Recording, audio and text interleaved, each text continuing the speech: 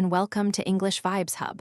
I'm your host, Emma, and I'm excited to be here with Liam today to talk about something that's really important for all of us who use public transportation: mastering daily conversations on buses, trains, and more. Liam, have you ever found yourself in a situation where you needed to ask for help or directions while commuting, but weren't sure how to express yourself in English? Actually, yes, I've been there many times. I think one of the most challenging things is trying to understand the different accents and dialects you might hear on public transportation. But today, we're going to explore some common phrasal verbs and idioms that can help you navigate these situations with confidence. For example, have you ever heard someone say to get on or to get off a bus or train? These are great phrases to know, especially when you're traveling to a new city or town. That's a great point, Liam. To get on and to get off are essential phrases for anyone using public transportation.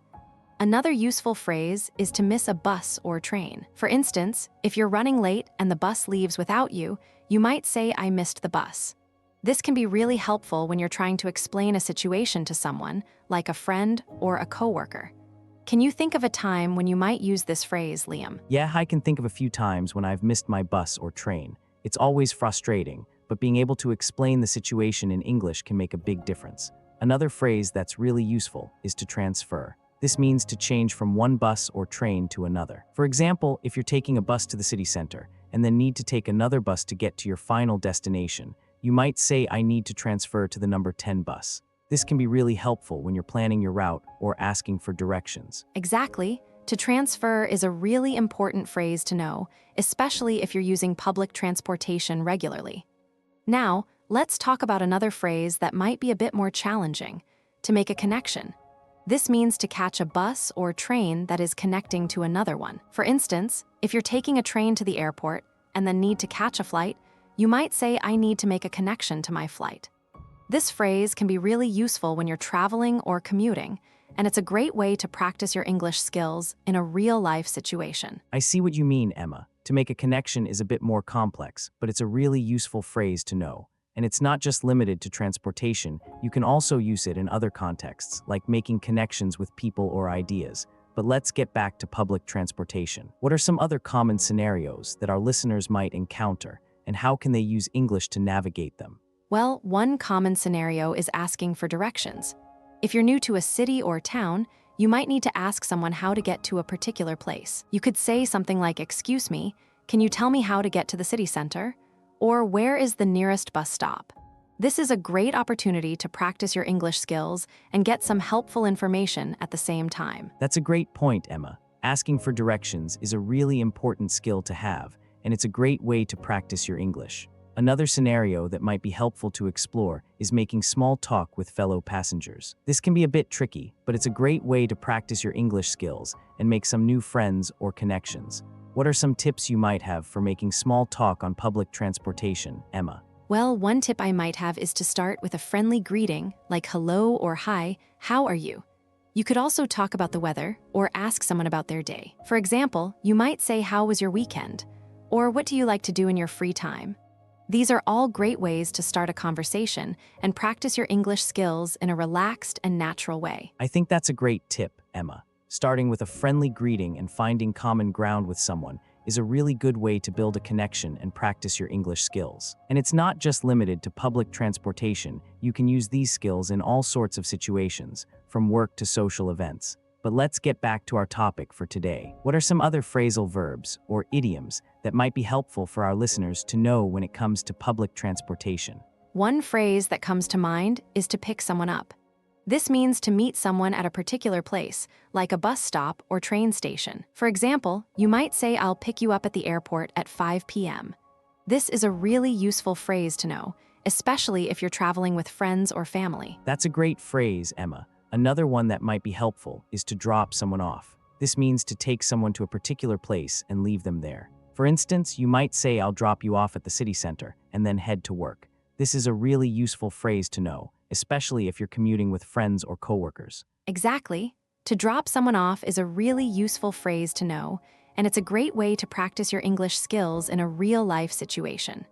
Now, let's talk about another scenario that might be helpful to explore: what to do if you get lost or miss your stop. This can be a really stressful situation, but being able to explain yourself in English can make a big difference. What are some tips you might have for our listeners, Liam? Well, one tip I might have is to stay calm and try to find someone who can help you, like a bus driver or a station attendant. You could say something like, "Excuse me, I think I missed my stop. Can you tell me how to get back on track, or I'm lost? Can you help me find my way?" This is a great way to practice your English skills and get some helpful information at the same time. That's a great tip, Liam. Staying calm and asking for help is always the best approach, especially when you're in a foreign country or unfamiliar place. And it's a great way to practice your English skills in a real-life situation. Now, let's talk about another phrase that might be helpful for our listeners to know: to take a detour. This means to take a different route than you originally planned, often because of traffic or road work. For example, you might say we're going to take a detour because of the traffic jam. This is a really useful phrase to know, especially if you're driving or taking a taxi. I see what you mean, Emma. To take a detour is a really useful phrase to know, and it's a great way to practice your English skills in a real-life situation. And it's not just limited to driving or taking a taxi, you can also use it in other contexts, like hiking or biking. But let's get back to public transportation. What are some other common scenarios that our listeners might encounter, and how can they use English to navigate them? Well, one scenario that might be helpful to explore is what to do if you encounter a problem or issue while using public transportation, like a delayed bus or train. You could say something like, "I'm so frustrated. My bus is delayed and I'm going to be late for work." Or, "Can you help me? I think I left my wallet on the train." This is a great way to practice your English skills and get some helpful information at the same time. That's a great point, Emma. Encountering problems or issues is a normal part of using public transportation, and being able to explain yourself in English can make a big difference. Now, let's talk about another phrase that might be helpful for our listeners to know: to be on schedule. This means to be running on time, according to the planned schedule. For example, you might say the train is on schedule, so we should arrive on time. This is a really useful phrase to know, especially if you're commuting to work or school. Exactly. To be on schedule is a really useful phrase to know, and it's a great way to practice your English skills in a real-life situation. Now, let's talk about another scenario that might be helpful to explore: what to do if you need to make a complaint or report an issue while using public transportation. You could say something like, "I'd like to report a problem with my bus ticket." Or, "Can you help me? I think I was overcharged for my train fare." This is a great way to practice your English skills and get some helpful information at the same time. That's a great point, Emma. Making a complaint or reporting an issue is a normal part of using public transportation, and being able to explain yourself in English can make a big difference. And it's not just limited to public transportation, you can also use these skills in other contexts, like shopping or dining. But let's get back to our topic for today. What are some other phrasal verbs or idioms that might be helpful for our listeners to know when it comes to public transportation? One phrase that comes to mind is to get stuck. This means to become stuck or trapped in a situation, often because of traffic or road work. For example, you might say, "We're stuck in traffic and I'm going to be late for work." This is a really useful phrase to know, especially if you're commuting to work or school. I see what you mean, Emma. To get stuck is a really useful phrase to know, and it's a great way to practice your English skills in a real-life situation. And it's not just limited to public transportation, you can also use it in other contexts, like hiking or biking. But let's get back to our topic for today. What are some other common scenarios that our listeners might encounter, and how can they use English to navigate them? Well, one scenario that might be helpful to explore is what to do if you need to ask for help or assistance while using public transportation. You could say something like, "Excuse me, can you help me with my luggage?" Or, "Can you tell me where the nearest bus stop is?" This is a great way to practice your English skills and get some helpful information at the same time. That's a great point, Emma. Asking for help or assistance is a normal part of using public transportation, and being able to explain yourself in English can make a big difference. Now, let's talk about another phrase that might be helpful for our listeners to know: to make a stop. This means to stop at a particular place, often to pick up or drop off passengers. For example, you might say the bus will make a stop at the city center and then continue to the suburbs. This is a really useful phrase to know, especially if you're using public transportation regularly. That's a really useful phrase, Liam. I can think of so many times when I've had to ask the driver if the bus would make a stop at a particular place. And it's not just limited to buses, of course. You can use it for trains, taxis, and even when you're giving directions to someone. Exactly, and it's a great way to practice using prepositions of location, like at or in. For example, you might say the train will make a stop at the station, or the taxi will make a stop in the city center. It's all about being clear and concise when you're communicating with someone. I remember one time when I was traveling to a new city, and I had to take a bus to get to my hotel. I wasn't sure if the bus would stop near my hotel, so I asked the driver if it would make a stop at the intersection of Main and Elm Streets. He told me that it would, and I was able to get off at the right stop.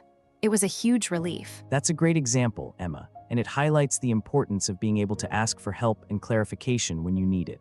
Another phrase that might be helpful in this situation is to get on or to get off. For example, you might say, I need to get off at the next stop, or you can get on the bus at the stop outside the hotel. Yes, those are really useful phrases, and they're not just limited to public transportation. You can use them in all sorts of situations, like getting on or off a plane, or even getting on or off a bike. Let's do a quick role play to practice using these phrases. I'll be the bus driver, and you can be the passenger. Sounds like fun. Okay, I'll start. Excuse me, will the bus make a stop at the city center? Yes, we'll make a stop at the city center, but you'll need to get off at the next stop if you want to catch the train to the suburbs. Okay, got it. So I should get off at the next stop and then transfer to the train. What about if I want to get on the bus again after I've gotten off? Can I use the same ticket? That's a great question. If you want to get on the bus again, you'll need to buy a new ticket or use a transfer ticket. But if you're using a day pass, you can get on and off the bus as many times as you want within a certain time period. That makes sense. Another phrase that might be helpful in this situation is to transfer. For example, you might say, I need to transfer to the train at the city center, or you can transfer to the bus at the next stop. Exactly, and that's a great way to practice using verbs like to transfer or to switch. For example, you might say, I need to switch to the other bus, or you can transfer to the train at the next stop. It's all about being flexible and able to adapt to different situations. I like that phrase, to switch. It's really useful in all sorts of situations, not just public transportation. You can use it to talk about switching jobs, switching apartments, or even switching to a different language. Yes, that's true. Although, if you're switching to a different language, you might want to use the phrase to switch over instead. For example, you might say, I'm going to switch over to Spanish now, or you can switch over to English if you want. That's a great point, and it highlights the importance of being able to use the right prepositions and phrasal verbs in the right context. Another phrase that might be helpful in this situation is to head towards. For example, you might say the bus is heading towards the city center, or you can head towards the suburbs on the train. Yes, that's a really useful phrase. And it's a great way to practice using verbs like to head or to move. For example, you might say the train is moving towards the station, or you can head towards the exit if you want to get off. I like that phrase, to head towards. It's really versatile and can be used in all sorts of situations. Let's do another role play to practice using it. I'll be the passenger, and you can be the bus driver. Sounds like fun. Okay, I'll start. Welcome aboard. We're heading towards the city center. We'll make a few stops along the way, but we should arrive in about 20 minutes. Great, thanks. I'm trying to get to the museum. Is it near the city center? Yes, it is. We'll be heading towards the museum in about 10 minutes. You can get off at the stop right in front of it. Perfect, thanks. And what about if I want to go to the park after the museum? Can I head towards the park on the bus? Yes, you can. We have a bus that heads towards the park from the city center. You can transfer to that bus at the next stop. Okay, got it. So I can head towards the park on the bus and then get off at the stop near the museum. That sounds like a great plan. Exactly. And it's a great way to practice using phrases like to head towards and to transfer. Remember, the key is to be flexible and able to adapt to different situations. I like that, and it's not just limited to public transportation. You can use these phrases in all sorts of situations, like heading towards a goal or transferring to a new job. Yes, that's true. And it's a great way to practice using verbs like to head or to move. For example, you might say, I'm heading towards my goal, or you can move towards a new opportunity. I'm going to try to use these phrases more in my everyday conversation. Thanks for the tips, Emma. No problem, Liam. I'm always happy to help. And I think that's a great idea. Using these phrases in your everyday conversation will really help you to improve your English skills. I completely agree, Emma. Using these phrases in everyday conversations can make a huge difference. I've been trying to use them on my daily commute, and it's amazing how much more confident I feel when speaking with others. That's great to hear, Liam. Confidence is key when it comes to improving your English skills. And I think it's also important to practice using phrasal verbs and idioms in context.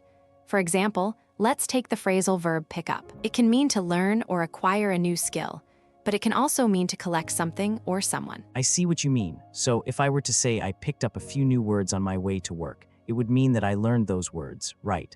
But if I said I'm going to pick up my friend from the airport, it would mean that I'm going to collect them. Exactly, Liam. You're absolutely right.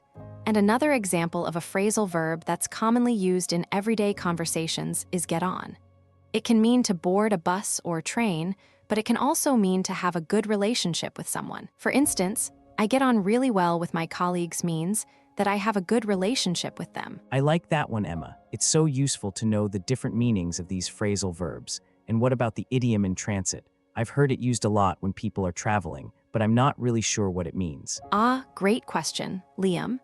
In transit means that something or someone is in the process of being transported from one place to another. For example, my luggage is in transit, so it should arrive at my destination soon. It can also be used to describe a situation where someone is between two stages or places, like I'm in transit between jobs, so I'm not sure what my next step will be. I see, so it's like a state of being in between two things. That makes sense. And finally, what about the phrasal verb turn up? I've heard it used in a few different contexts, but I'm not really sure what it means. Well, Liam, turn up can mean to arrive or appear somewhere, often unexpectedly. For example, I turned up at the party and everyone was surprised to see me. It can also mean to increase the volume or intensity of something, like can you turn up the music? But in the context of public transportation, it might mean to arrive at a destination, like I turned up at the bus stop just as the bus was leaving. I think I'm starting to get the hang of these phrasal verbs and idioms, Emma. It's really helpful to practice using them in context like this. I'm glad to hear that, Liam. Practice is key when it comes to improving your English skills.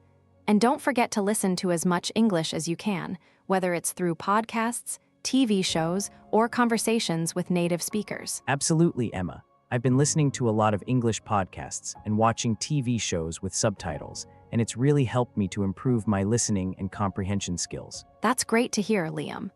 And finally, I just want to remind our listeners that using these phrases and practicing your English skills every day can make a huge difference in your confidence and fluency. I completely agree, Emma, and I think that's a great note to end on. Thanks for chatting with me today, Emma. Thanks, Liam. It was great chatting with you too. And to all our listeners out there, thanks for tuning in to this episode of English Vibes Hub. Don't forget to like and subscribe for more English language lessons and conversations, and we'll catch you in the next one. And if you want to practice your English skills with us, be sure to follow us on social media at English Vibes Hub S6W. We'll see you there.